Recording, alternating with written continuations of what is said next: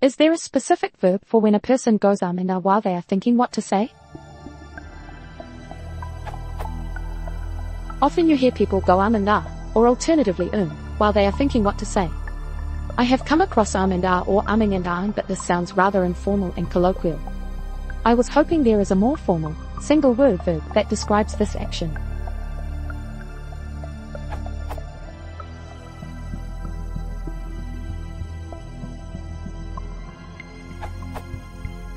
I think the right word depends on what is going on for the speaker. If they are naturally just not a fluent speaker, you'd probably say they are stammering, stuttering or faltering. If they are nervous, you might say they are hesitating, or, again, faltering.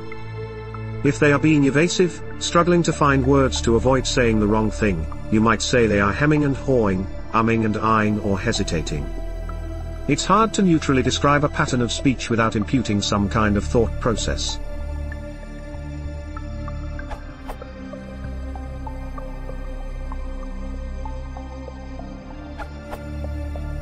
My first thought is falter, applying the sense of behave uncertainly to speech. They ran in here and then. The witness faltered in her testimony. Merriam-Webster indicates the transitive form for this, faltered her testimony, but one could generally say that speech filled with these utterances is faltering or that the speaker is faltering. Note that this doesn't assume the speaker's intent, thinking, procrastinating, waiting for a distraction to end the interaction, etc. However, on second thought the right word may depend on the purpose or effect of the utterances.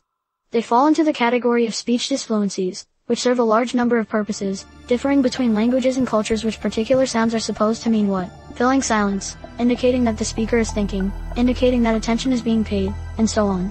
In North America it would be perfectly reasonable for someone to say ah with purpose and confidence to express acknowledgement, or to break into a conversation. While faltering describes the instances in which these utterances are used to indicate the speaker is thinking, it probably does not apply to every instance of the example sounds you gave.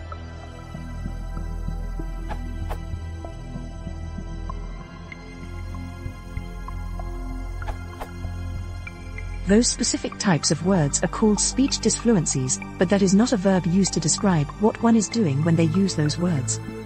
This is a bit of a nebulous question since speech disfluencies are used in so many common situations that among some populations they can represent up to 20% of the total words used in everyday conversation. Verbs used to describe what you are doing when using a disfluency could include: if you do not know what to say, and you are indicating to your audience that you are taking a moment to think about it, you may be pondering, considering, or contemplating. If you do not know what to say, and the silence is making you uncomfortable, you are fillering. If you do not know what to say, and you are trying to buy time, you are delaying. If you know about what you are trying to say, but you have a neurogenic speech impediment that makes saying it difficult, you are stuttering or stammering. Some cases of filtering may also be described this way. Stutters are often caused by duress, so, if it is caused by a stressful situation you may be faltering or cowering. If you know what you want to say, but are unsure if you should say it, you are hesitating. If you know what you want to say, but purposefully include the disfluency for dramatic effect, you may be emphasizing. If you are parroting another person's disfluencies you may be mirroring or mocking.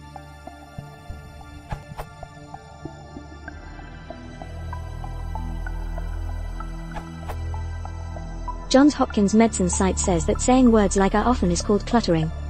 If you do this, you clutter when you speak. hopkinsmedicine.org.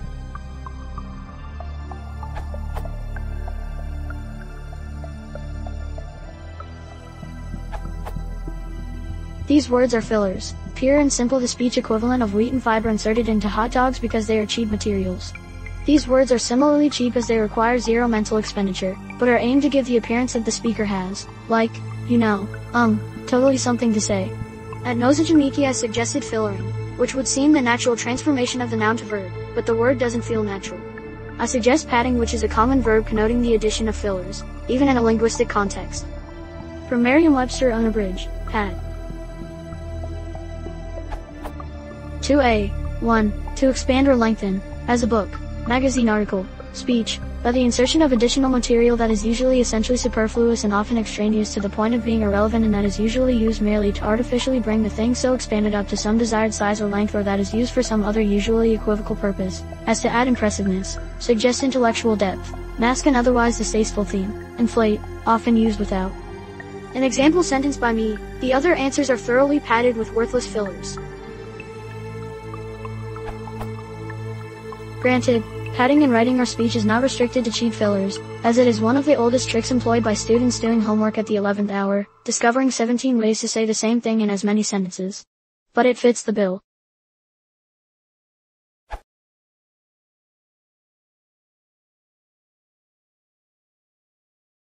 If you want to support the channel, please consider subscribing.